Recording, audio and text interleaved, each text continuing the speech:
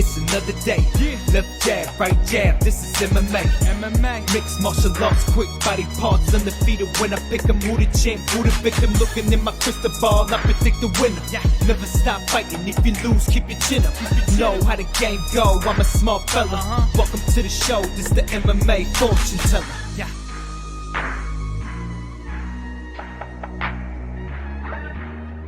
The MMA fortune teller. The teller.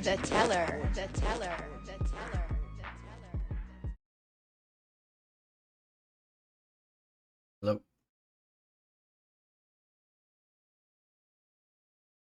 What is up, you guys? UFC Fight Night, Thiago Santos versus Glover Teixeira, also known as UFC Vegas 13. I don't know about you guys, but I'm digging this fight card. I think there's some excellent opportunities to make money, first and foremost. That's what I like about it. But I also do think there's some intriguing matchups that I look forward to seeing how they take place. Of course, we got the main event, which has major implications for the light heavyweight division. Whoever wins this fight will be next in line after we have the newly announced fight of Israel Adesanya and Jan Blachowicz. The winner of this should be fighting the winner of that, it looks like. So this is a big fight for the division. And other than that, like I said, there's some hot spots to make some money. I really feel that, at least on paper. You know, that doesn't always mean everything. I mean, you take a look back at this past weekend, which we'll be recapping the card here in a second. On paper, I didn't think that was the best fight card to make money on, and I ended up making it a 2-for-2 perfect night, another profitable event. And we had a good fight card there this past Saturday. Looks like it's Anderson Silva's last mixed martial arts bout we'll ever see from him, and we'll be talking about that there in a minute. Other than that, I want to give a special shout out to my Miami Dolphins. Tua makes his debut. I know he didn't look that great out there, but the Dolphins defense showed up. The Dolphins are now 4-3. Shout out to my Dolphins, and good luck to all your guys' teams, whoever they are, as long as they're not the Buffalo Bills, the New England Patriots, or the New York Jets, especially the Jets. Other than that, man, good luck to all your teams. I hope they're doing good. I also want to give a special shout out to everybody that is subbed to the channel. Just on the verge of hitting 3,000 subscribers. If you guys haven't already subscribed, please help me out, man. Hit that sub button. And let's hit 3K by the time this video is out to you guys, which I'm sure will happen. And as you guys know, MMA Live Discussion has been back up and rolling. And we had an excellent show this past Thursday. We had Darren Minner joining us. Darren Minner coming off a very big victory. His UFC, I should say the first victory he's had in the UFC. He took out TJ Laramie, a guy that a lot of people are high on.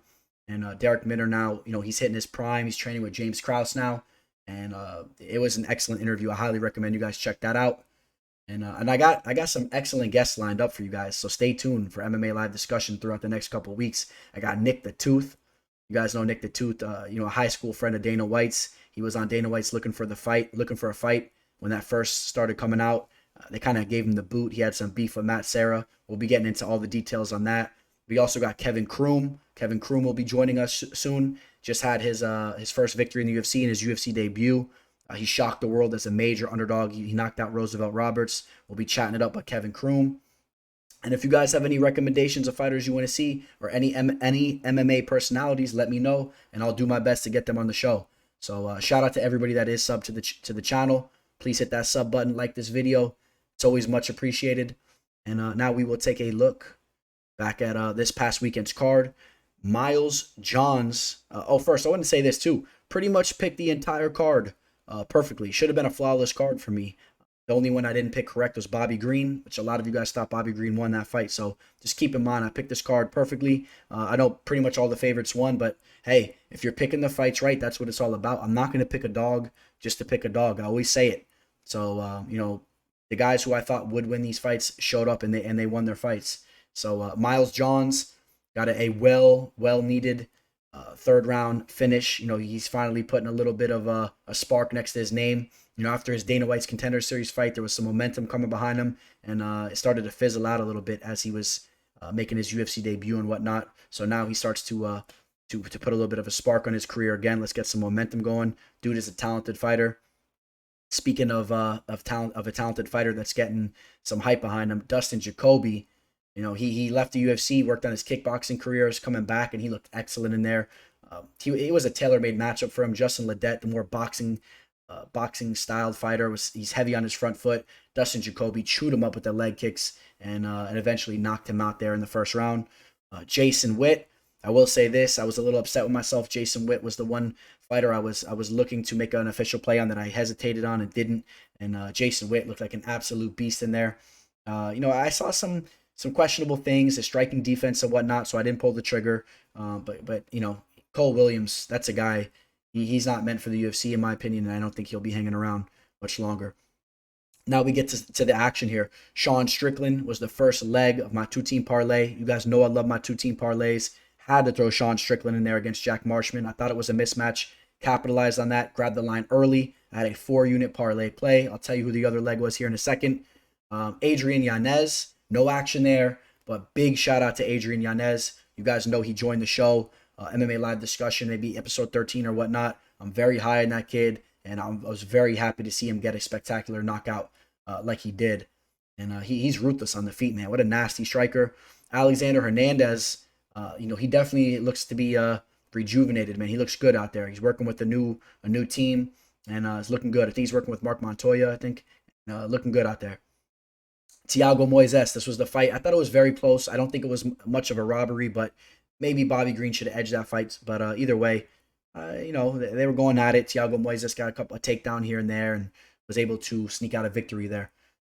Then we had Kevin Holland, which I thought this fight was disgusting. This guy, Charlie Ontiveros, I don't think that he's really UFC caliber and shouldn't be locked in a cage with a guy like Kevin Holland, if you ask me.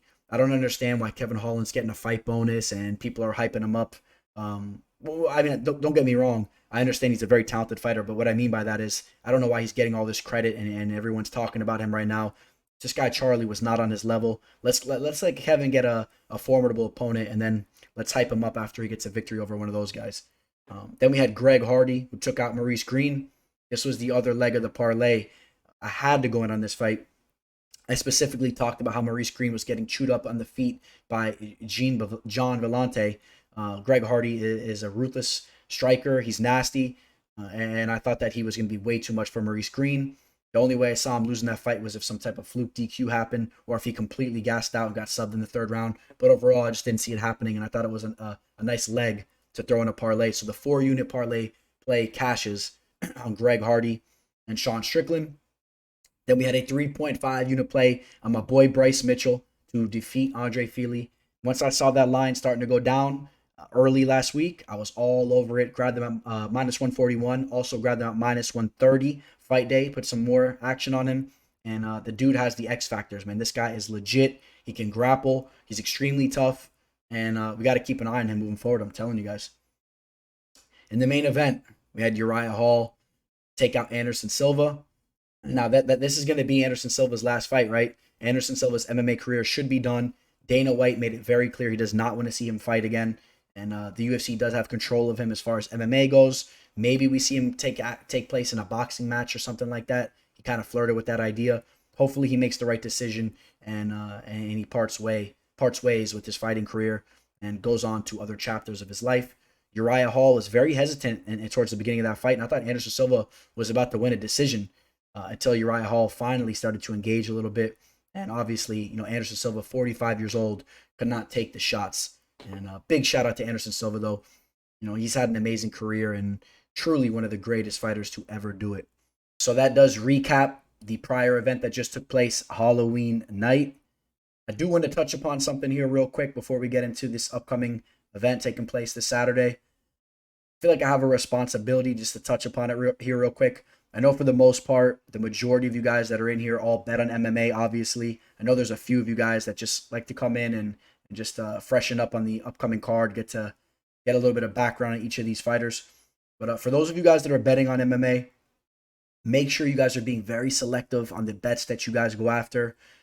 Make sure you guys are doing the proper research on a guy. If you're laying out a lot of money on a guy, make sure you're doing a lot of research. You're running the tape back on these guys. And it's one thing also just to look at things and or from an analytical standpoint, you can do that as well. But you have to have the feel when you're watching the fight tape, you're doing the research, you got to see how they stylistically match up, and you got to have just some intuition in there, man. You really got to have, a knack for it.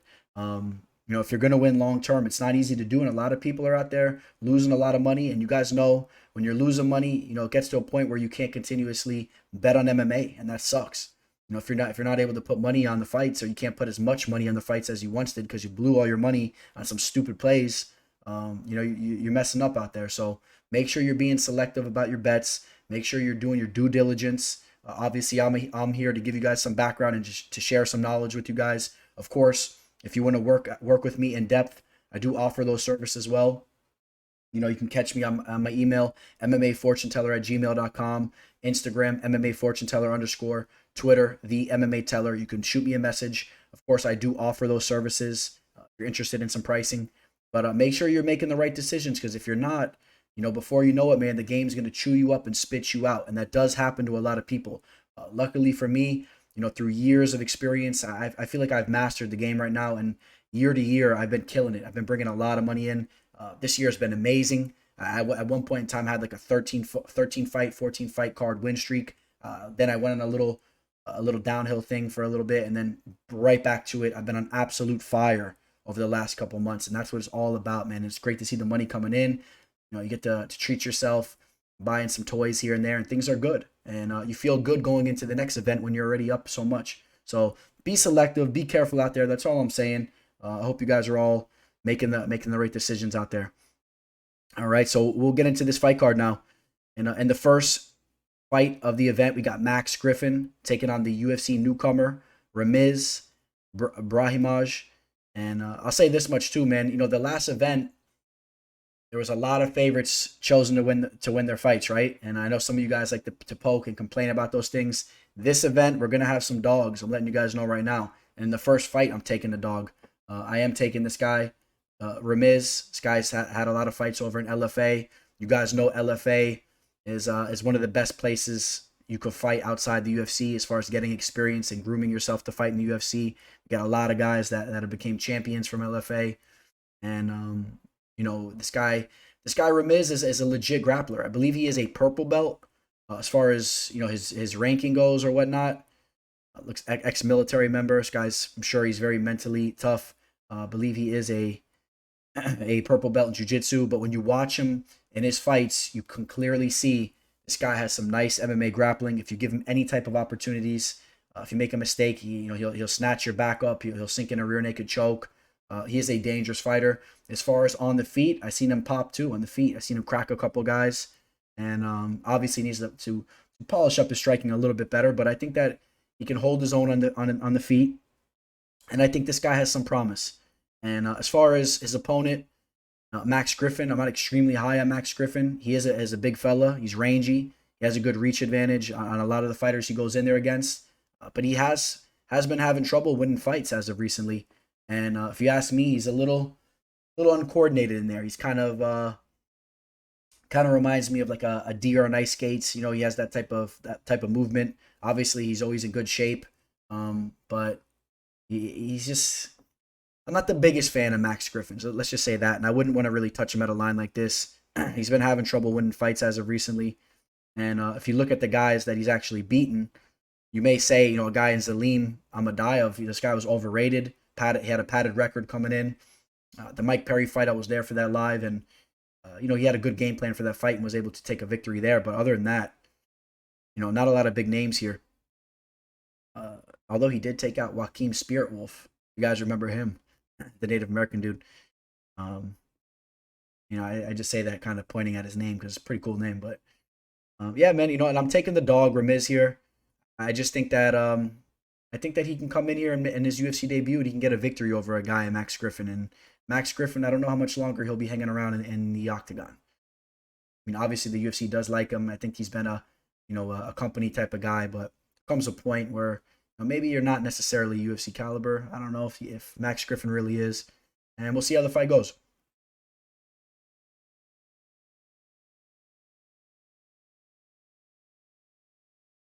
In the next fight, we got Darren The Damage Elkins taking on Eduardo Garagorri. You guys know I was planning on fading Eduardo here just recently. He had a fight that was supposed to happen with Mirsad Bektik. That fight did fall apart.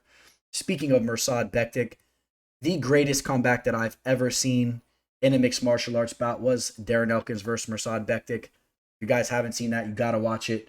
You know, Mirsad Bektik just running 10-8 round after 10-8 round against Darren Elkins. Did gas out, and Elkins put it on him, hit him with that head kick, and just brutalized him in the last seconds of that fight. I truly think that was the greatest comeback ever in mixed martial arts. If you guys can think of a better one, let me know. Darren Elkins, though, is a guy, 36 years old right now, has really not been looking good on the feet. He's looking like Frankenstein in there, very stiff. He looks like he's taking a lot of damage, hence the name, because he truly has. And Eduardo Garagorri is a guy that I do believe has been a little bit overrated at times, going into his last two fights. The Humberto Bandone fight, I kind of thought he lost that fight. Fight took place in Uruguay. He got the hometown nod, and obviously Ricardo Ramos showed him up. Eduardo does have some takedown defense holes in his game. He's easily taken down. Darren Elkins does have some solid wrestling, so I think Darren Elkins can use the wrestling to win this fight. But I'll tell you what, Eduardo, even though I talked about some of the flaws in his career and in his game, I do think Eduardo is a little bit more fluid on the feet. I think he's a little bit more athletic, a little bit more nimble in there. He's younger, and I'm going to give him the slight edge to win this fight. I could easily see Darren Elkins going in there using his grappling and just being the more polished fighter and pulling off a victory there, pulling off a decision, maybe even pulling off a submission. But as of right now, I'm going to slightly edge Eduardo. Of course, you got to keep up to date with my live picks on my Instagram, MMA Fortune Teller _. And this is the type of fight that I might lean back to Darren. I want to see how things progress over the week. But right now, I'm taking another dog in Eduardo Garagorri. So that's two dogs right off the rip that I'm picking.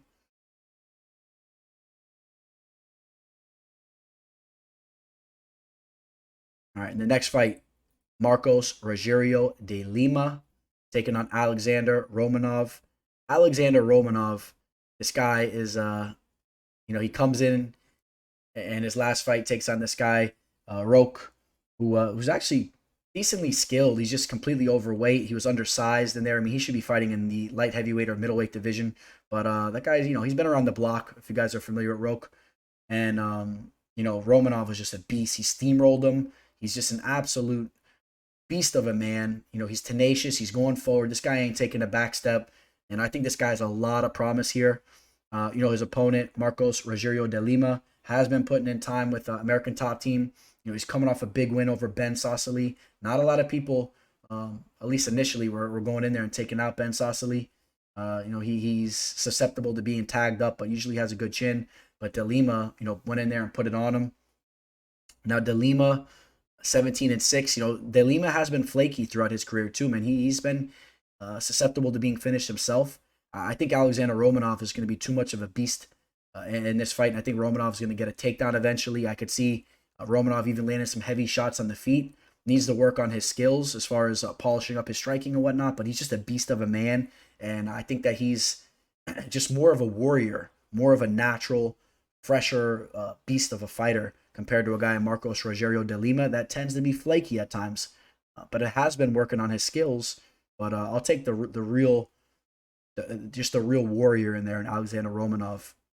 Line's a little high. I mean, this is the type of fight you're probably going to have to parlay if you want to do something with it. Unless you're a believer in Marcos Rogério, that he keeps polishing up his skills, and maybe Alexander, isn't really proven because his last opponent, Roque Martinez, is not really on the level. If you don't believe that, and you think now he's going to have a real test, and you want to try to shoot for some value, maybe that's the route you go.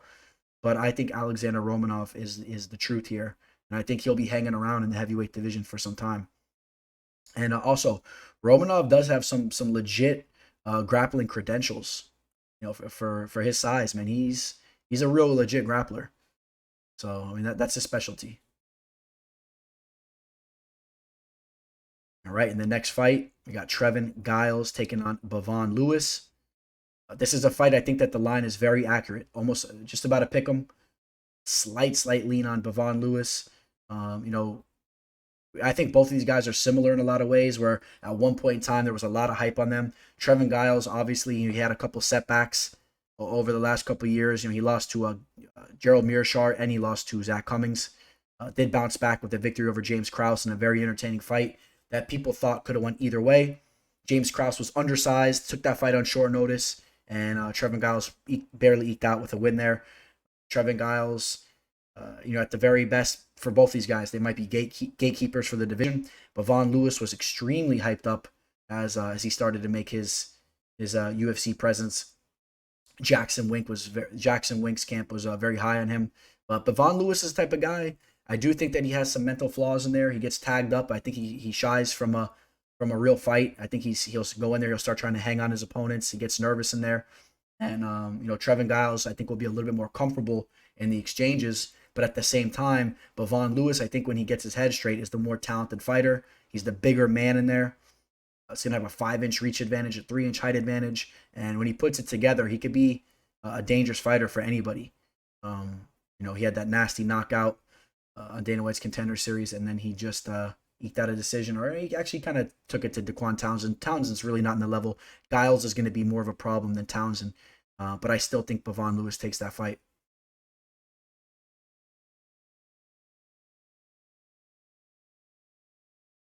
Right now, in the next fight, we got Gigachikazi taking on Jamey Simmons. Now, Gigachikazi, you know, he did just spoil the party for me in a play. I had Omar Morales to take him out. You know, I was very high on Omar Morales, and Giga showed that he's truly, you know, bringing his game up to another level, training over there at King's MMA. And when I took that bet, it wasn't in no shape or form a fade on Giga. I think Giga is very good. I'm aware of how good of a fighter he is, but I was very high on Omar Morales before that fight. Giga showed that his striking is just so nasty. He's working on the takedown defense, and I think he's going to be a problem for guys in this division for some time to come. He's shown that, you know, training over there with Rafael Cordero, you know, brushing shoulders with some of the best fighters in the game. You know, brushing shoulders with guys like Beneil Dariush. You guys know the deal over there. Kelvin Gastelum's out there, and just a bunch of warriors. And you know, now he's fighting this guy who's making his UFC debut. Who I think he's more so getting an opportunity here because he's a guy that brings the fight. He's an entertaining type of fighter. Not sure if he's necessarily on the level as of right now. The Afro Samurai. Unfortunately, he's on the losing end of this picture here. This was a fight over in LFA. Got caught with the nasty flying knee, but he's gone out there and he's brought it to some guys too. He's knocked some dudes out, so he is dangerous on the feet as well. I haven't really seen anything that showed me that he's much of a threat to control Giga on the ground for 15 minutes and win a decision like that. I didn't see nothing that stood out too much as far as that goes. And Giga's got to be your pick here, and it's going to be a high line too. You guys know that, but Giga's looking good and getting another fight quickly. He was just in there and should be ready to go. And maybe we see a knockout by him and maybe a possible parlay leg, or you think the line's too high, and maybe you think Jamey's dangerous. I think that's pretty much how you're looking at it. Maybe you're poking a shot at Jamey if you got some insider knowledge, but from what I saw, I think Giga's going to be on another level.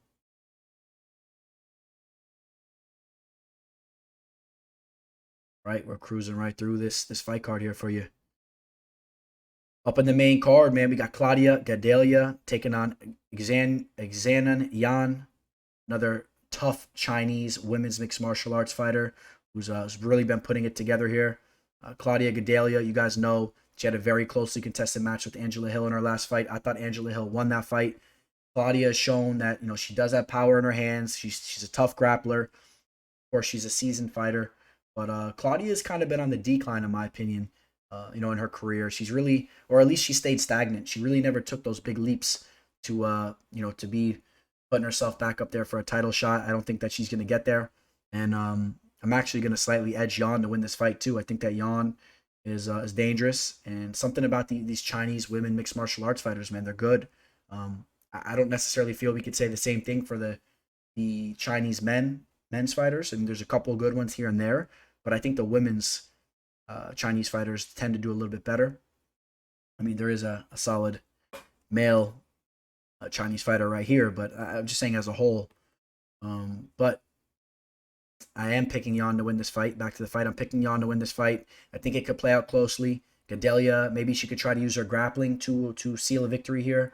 If she sits on the feet, I think that Yan will outvolume her and be a little bit more precise. And yeah, I'm gonna slightly edge Yan to win this fight. And this is a big fight for Gadelha. Gadelha needs to get the ball rolling if she wants to get back to the heights that she once was at. And coming off a very entertaining fight. Pretty much identical as far as their stature goes. All right, now this is a solid fight here in the middleweight division. Very much looking forward to this fight. Ian Heinisch taking on Brendan Allen, two of the hottest middleweight prospects in the game. I guess if you want to still categorize Heinisch as a prospect, he's been doing his thing now for a little bit, but you know, he's 32 years old. I guess Allen more the prospect, but very evenly matched. Ian Heinisch coming off a solid victory against Gerald Meerschaert. Had that big knockout on Gerald before Gerald also got knocked out by Khamzat. Hit that little choo-choo sound for Khamzat, man. I'm on that train. You guys know that.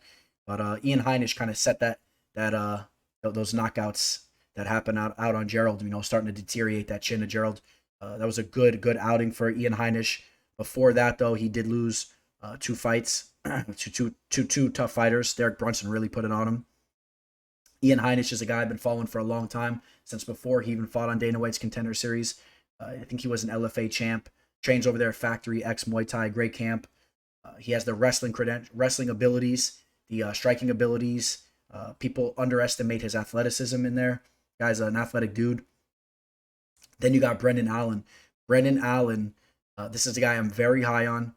Brendan Allen, you know, coming off a nice victory over Kyle Dawkins. You guys know how high I am on Kyle Dawkins. Kyle Dawkins is a guy we had on the show, and that was a great fight. And Brendan Allen, a great jiu-jitsu practitioner. Striking is coming around, taking leaps and bounds. He's dangerous on the feet as well. I'm going to edge Brendan Allen to win this fight. I think that Allen, you know, he's going to have a 5-inch reach advantage. He's going to be the taller fighter. I think he's a little bit more nimble in there, a little bit more athletic.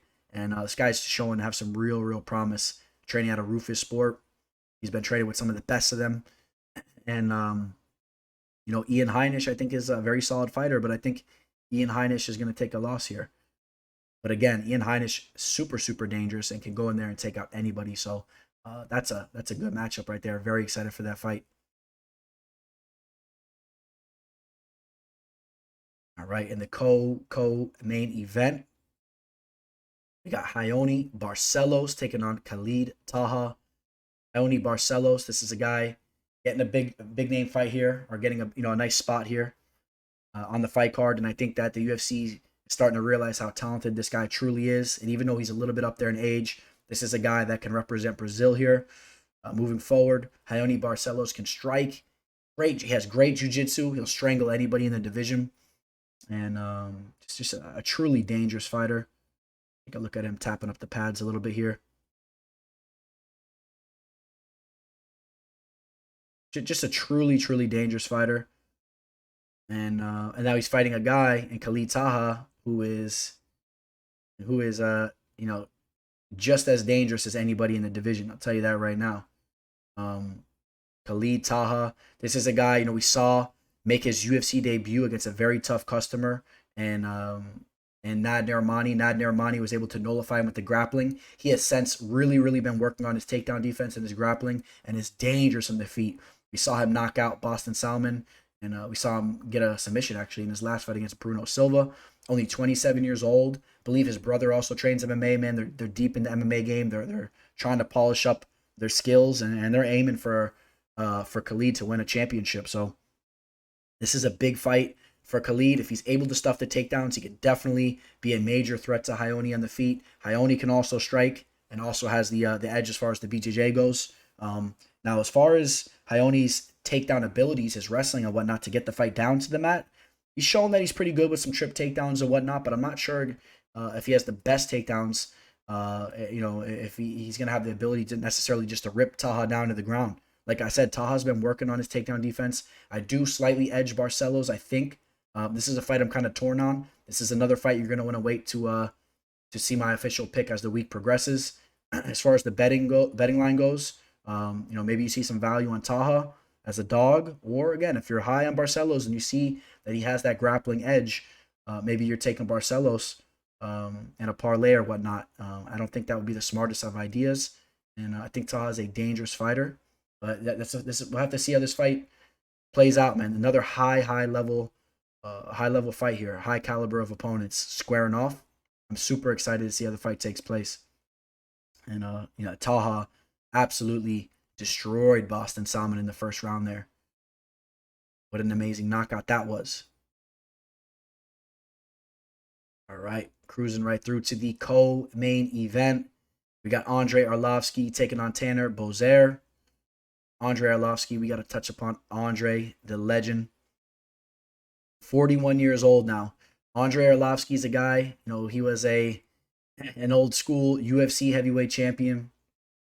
I remember watching this guy back in the day, and he was one of the few heavyweights that you could look at and be like, damn, that guy's a specimen. Thinking back to the old UFC days. Like I said, he was a UFC heavyweight champion back in the day, knocking out dudes like Cabbage Coeta, or at least TKO on him, taking out guys like Paul Buentello. And, he hit a spot, right around here after Fedor took him out. Did have some problems with his chin, got knocked out by Brett Rogers in Strikeforce, Sergey Karatanov. People were thinking he was a wash. He went out there, put it back together. And even this DQ, that's when he soccer kicked Sim Sylvia in the face. Didn't get knocked out by Anthony Johnson. That's a victory in itself. Not a lot of people knew. That's when Anthony Johnson first started moving up to the higher weight divisions. That WSOF, and the UFC let him go because he couldn't make weight. But then Anthony Johnson was knocking everybody out. Still strung off all these victories after that. Got redemption on Antonio Silva. The Travis Brown fight, what a fight. He beat Frank Mir, a matchup of two legends. Then again, started to get knocked out left and right, but look at the level of talent. And again, he started to change his game again, where he was being a little bit more safe in there, using his footwork. He knows that he can't take those shots. And then since then, it's been a lot of back and forth in his career. He definitely has the ability to spoil your party. We've seen it against guys like Felipe Lins, Ben Rothwell, Junior Albini. Those guys that get hyped up. He goes in there and he'll dance around and he'll outpoint you. He's skilled on the feet. Tanner Boser, a guy that has a lot of hype behind him. Is Tanner Boser going to go out there and get the knockout? Like a lot of people probably think he can. Andrei's chin, like we said, is questionable. Or is Arlovski going to spoil the party on another up-and-comer? I think Boser is going to get the knockout here, and I think even if Boser doesn't get the knockout, I think he just wins this fight. Boser's been cutting weight as of recently, coming into the fights a lot more shredded up, and it's definitely paid big dues for him. His career is really coming together. We made money on him recently, and Tanner is just a dangerous fighter right now. The Bulldozer's legit, 29 years old.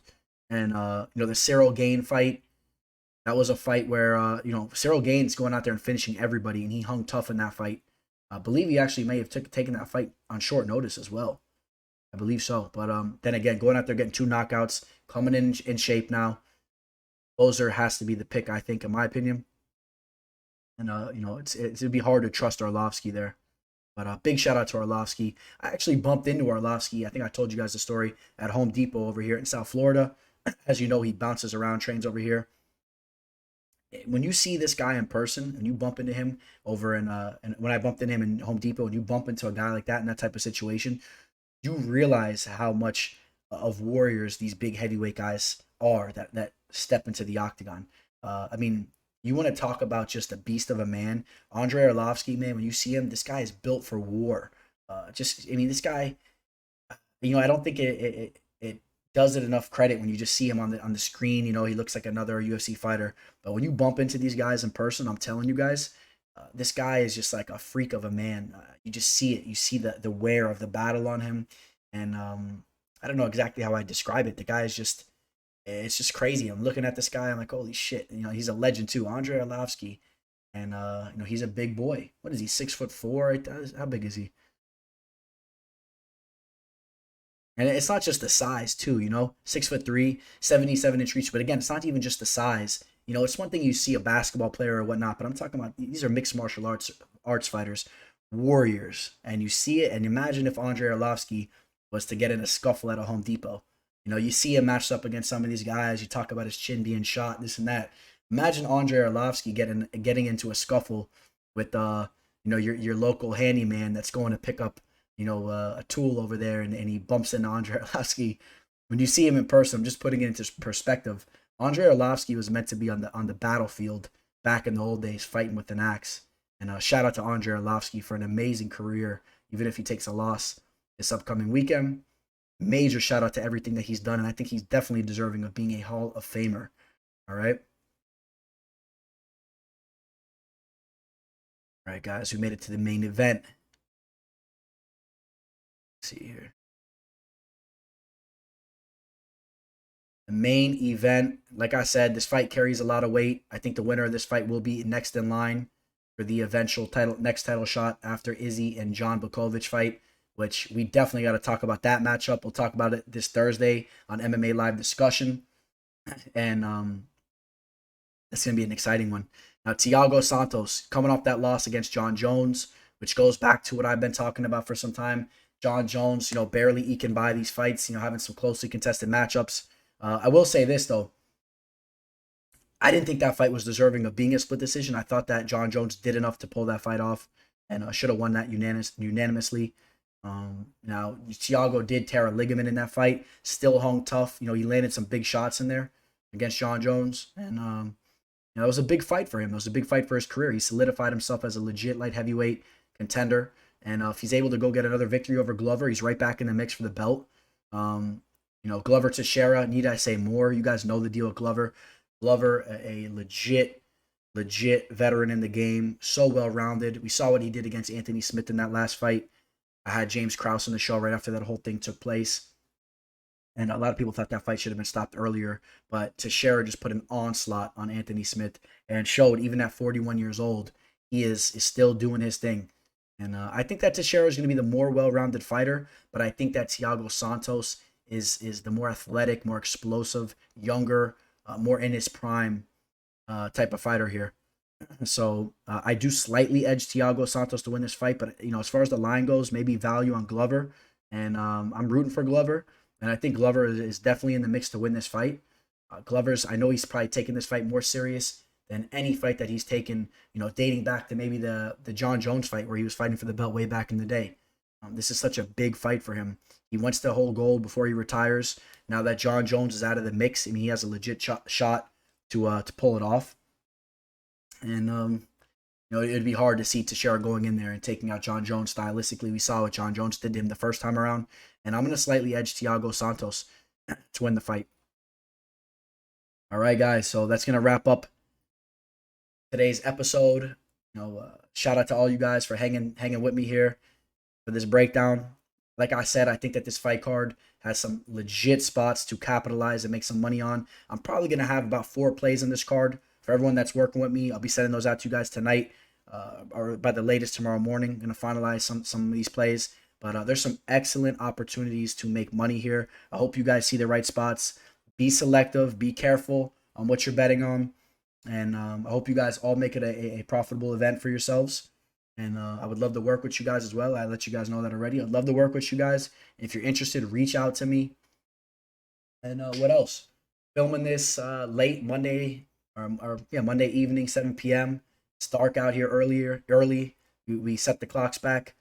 And the weather's starting to cool down a little bit. It's going to hit, 73 degrees, getting a little chilly for me. I'm sure some of you guys are dealing with a lot colder of weather wherever you guys are. But it'll be a nice change of pace for me over here. And I guess that's about it. What else is there to say? Big shout out to all you guys. I hope you guys all have an amazing rest of your week.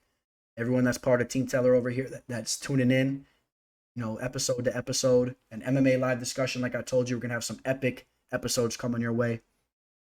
And I will see you guys Thursday. All right, guys. Signing out. Teller. The MMA fortune teller. The teller.